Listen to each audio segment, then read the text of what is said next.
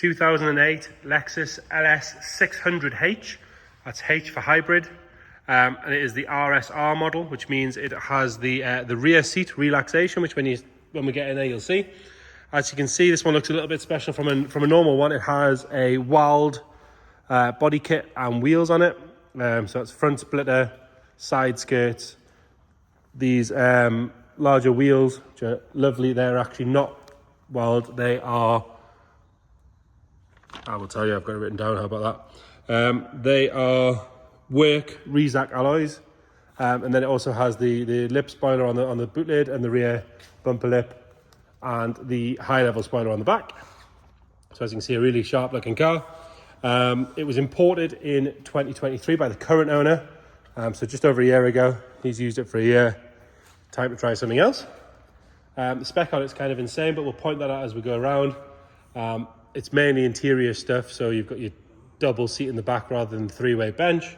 But it has all your sort of stuff there, suspension with a new controller, radar guided cruise control, self-parking, reverse camera, all that sort of stuff. But we're going to start by having a good look at the bodywork.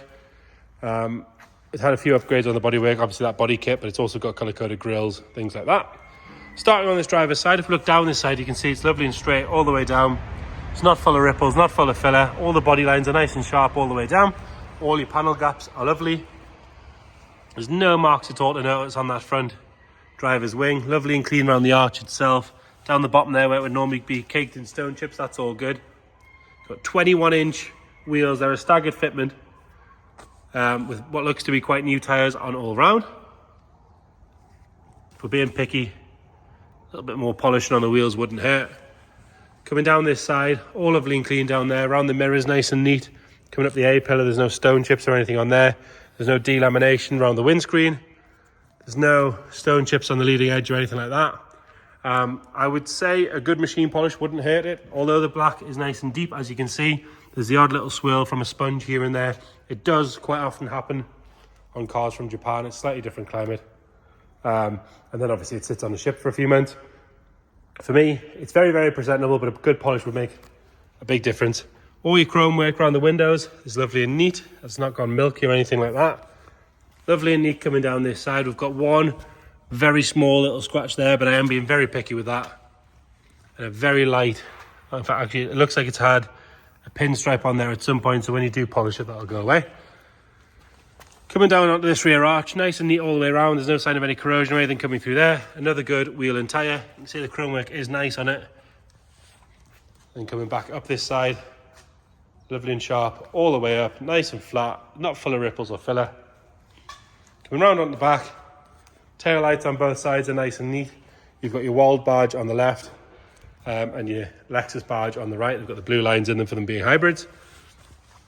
And then that walled rear bumper, those lovely exhaust tips and everything. It's got rear parking sensors, which is about as low tech as the spec is on this thing, as you'll see shortly. No marks on the bumper corners to whinge about. Nice and neat where the spoiler is, obviously where you'd be lifting the boot up and down. Again, a couple of swirls in the boot lid, like I mentioned. Good polish would make a huge difference.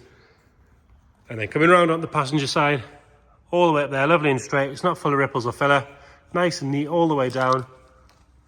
All your panel gaps are lovely. And then another lovely chrome wheel. I mean, they've got the odd tiny little mark for being really picky, but they are generally very nice. They are very expensive wheels, I know that much. Nice and neat coming down this side, all good on that arch.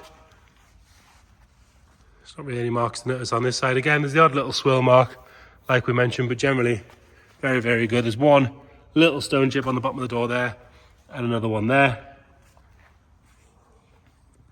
All the chrome work on this side is nice and neat.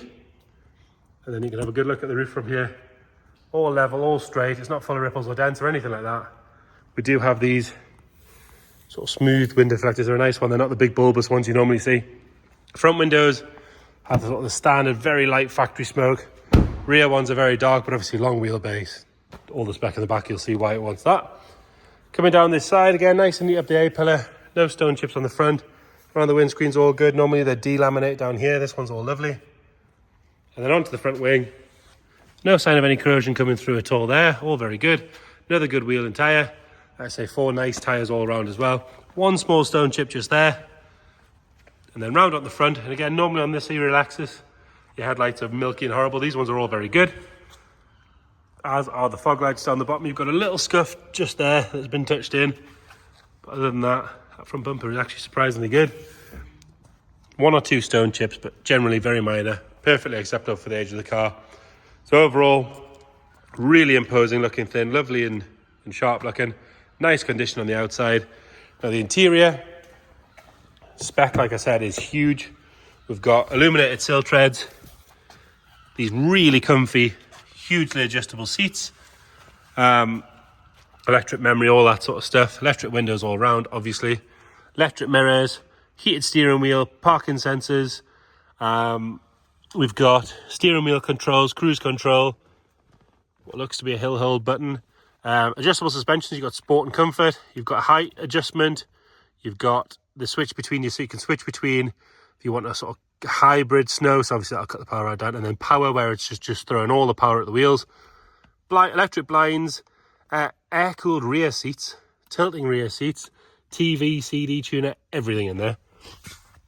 Condition-wise, the driver's seat's in lovely condition. It is particularly comfortable as well. A little bit of wear on the leather sections of the steering wheel, but the wood bit's all good. Lovely and neat across the dash top and down the centre console. And into the back again, you've got illuminated sill tread in the back as well. Loads of buttons to press in the back. And these lovely sort of Ottoman style chairs where the back kicks out. You've got this huge control panel in the middle. So where your small third seat would be, this one's got storage and all sorts of bits and bobs in there. DVD player, media unit, all your remotes and things in there. And then you've got hugely adjustable on your seats. You've got the air conditioned seats, you can have them hot or cold. Blinds, there's about 1 million buttons you can press basically. Got a TV up in the roof there. This lovely Alcantara or suede headlighting is really, really nice. Big speakers right above your head. Proper limo really. And then your boot, electric operated boot. Hit the button. That comes up nice and easily. In here, it's lovely and clean. There's no, it's not been used to take anything to the tip or anything like that. Nice and tidy. Hit the button, that closes down dead easy. And then into this side, again, lovely and neat. There's not really anything to whinge about condition-wise. It's all nice and tidy. There's no wear on those reels, on those rear seats. Headlining from this side is all good as well. And then front passenger side, nice and neat on the door card. Again, virtually no wear at all on the seats. They're lovely and soft. They're not overly shiny from use. This side of the dash is all nice and neat. We will pop back around the other side and open the bonnet. It's not a huge amount to see, to be fair, because it's full of engine covers, but we'll have a look nonetheless. A big V8 with hybrid assistance. I believe it does get particularly good amount of gallon on a run. It's all been colour coded around here. Lovely and neat in there. I've driven it down the road. It's surprisingly quick, incredibly comfortable. Keyless ignition, so keys in my pocket. Press the button, tilt steering wheel, that all works. Thing fires up, obviously you've got your hybrid drive there. There's a gauge here telling you whether you're in eco, whether you're using the power, whether you're charging the battery, which it does when you hit the brakes. Aircon's nice and cool. All lovely and neat in there. Engine's ticking over lovely and happy. Again, you would expect that Lexus Toyota, it's going to be pretty bulletproof in there. All nice and neat. So there you have it, LS600H with the wild kit. Any more questions at all, please get in touch. If you check the description, we'll detail everything we know about the car on there. But like I say, any more questions, please let us know. Thank you.